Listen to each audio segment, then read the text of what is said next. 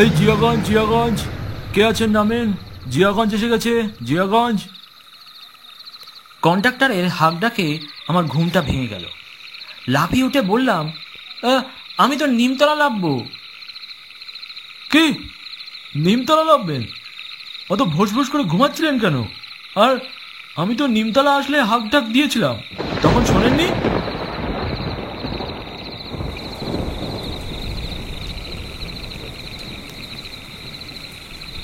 বাসটা আমাকে জিয়াগঞ্জে নামিয়ে দিয়ে চলে গেল।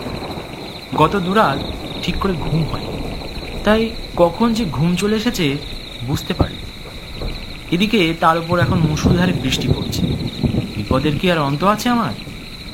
কিন্তু এখানে তো কোনো লোকজনের চিহ্ন দেখতে পাচ্ছি না। তার উপর জায়গাটা তো বেশ গা ছমছমে। তাই ভাবলাম এই বৃষ্টির মধ্যে না দাঁড়িয়ে সামনের দিকে এগোনোই ভালো। এই ভেবে সামনের দিকে হাঁটতে আরম্ভ করলাম।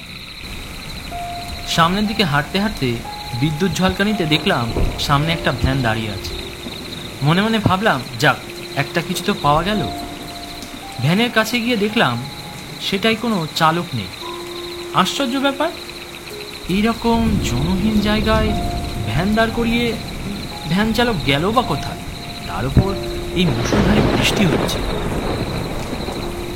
কোথায় যাবেন বাবু? আচমকা কথাটা শুনে চমকে উঠলাম। পেছন করে দেখলাম একজন মাঝ বয়সী লোক পাশে দাঁড়িয়ে আছে। আমি তাকে দেখে বললাম, কোথায় ছিলেন আপনি? আগে বাবু, এই তো পাশেই ছিলাম। তা বাবু, আপনি কোথায় যাবেন? আমি নিমতলা যাব, আপনি কি যাবেন? হ্যাঁ বাবু, যাব। তাড়াতাড়ি উঠে আসেন ভ্যানে। ভ্যানে বসতেই ভ্যানালা ভ্যান চালাতে আরম্ভ করলো। বাইরে তখনও মুষলধারে বৃষ্টি হচ্ছে। বাবু, একটা কথা বলবো। নিমতলা তো বেশ খানিকটা দূর, এদিকে বৃষ্টিও তো বেশ ভালোই জোরে হচ্ছে, আর আমার বাড়িও তো সামনে। তাই বৃষ্টি থামা পর্যন্ত যদি আমার বাড়িতে থেকে যান তাহলে তো আপনার একটু ভালোই হয়। ভেবে দেখলাম প্রস্তাবটা মন্দ নয়। তা তোমার বাড়ি কত দূর এখান থেকে? এই তো এসে গেছি, তা ওই ধরেন মিনিট 2-3 লাগবে। তা বাবু, একটা কথা জিজ্ঞাসা করবো আপনাকে। হ্যাঁ বলো, কি বলবে? আচ্ছা বাবু, আপনি কি বিয়ে করেছেন? লোকটি এমন অদ্ভুত প্রশ্নে আমি হতভম্ব হয়ে গেলাম। উত্তরে বললাম, না, করিনি। তা হঠাৎ এমন প্রশ্ন? না বাবু, এমনি জিজ্ঞাসা করলাম। যাক, আপনি বিয়ে করেননি, এ তো ভালো খবর। এরপর লোকটি তার ভ্যানটা তার বাড়ির সামনে এসে থামায় এবং তারপর আমাকে তার বাড়ির ভেতরে নিয়ে যায়। ঘরের ভিতর ঢুকে দেখলাম সেখানে একজন স্ত্রীলোক আর একজন মেয়ে আছে। ঘরটা বেশ অগোছালো।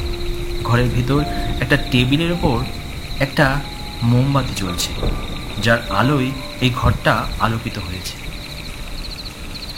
আপনি আমার সাথে আসুন বাবু, আমার পাশের ঘরে বসবেন। না না, আবার পাশের ঘরে যাওয়ার দরকার কি? আমি তো এখানেই ঠিক আছি। এ মা, তা বললে হয় নাকি? আর এখানে দাঁড়িয়ে থাকবেন কেন? আর তাছাড়া এ ঘরে আমাদের একটু কাজ আছে। আপনি আমার সাথে আসুন তো, আসুন। লোকটির সাথে পাশের ঘরে চলে গেলাম। তারপর লোকটি আমাকে বসতে বলে অন্য ঘরে চলে গেল। কিছুক্ষণ বসে থাকার পর এক প্লেট মিষ্টি নিয়ে ওই মেয়েটি আমার ঘরে এলো এবং প্লেটটি আমার হাতে দিল। এসবের আবার কি দরকার ছিল? এ কথা শুনে পাশের ঘর থেকে ওই লোকটি বলে ওঠে, দরকার আছে বাবু, খেয়ে নিন। আপনি তো এখন আমাদের বিশেষ আত্মীয় হতে চলেছেন। বিশেষ আত্মীয় হতে চলেছি মানে? এ কথা শুনে প্লেটটা খাটে রেখে আমি আবার বাইরের দিকে গেলাম। গিয়ে দেখলাম সে এক অবাক করা কাণ্ড। ভ্যানালা তার পোশাক পাল্টে ধুতি আর গেঞ্জি পরেছে এবং স্ত্রীলোকটি তার ঘরোয়া শাড়ি ছেড়ে একটি নতুন শাড়ি পরে রয়েছে। কই, তুমি হাঁ করে কি দেখছো? যাও, মেয়েটাকে সাজিয়ে গুছিয়ে নতুন কনের সাজে নিয়ে এসো, লগ্ন যে বয়ে গেল, তাড়াতাড়ি যাও। আমি লোকটির কথা কিছুই বুঝে উঠতে পারলাম না কি হচ্ছে। তাহলে কি এই মেয়েটির আজকে বিয়ে? কিন্তু হঠাৎ করে কার সাথে? বাবু, আপনি ওই ঘরটায় যান, আমি আপনার ধুতি পাঞ্জাবি সব দিয়ে দিচ্ছি। আশ্চর্য, এরা বাড়ি শুদ্ধ কি পাগল নাকি? মানলাম আজকে আপনার মেয়ের বিয়ে, কিন্তু আমি কেন ধুতি পাঞ্জাবি পড়তে যাব? কারণ বিয়েটা যে আপনাকেই করতে হবে বাবু।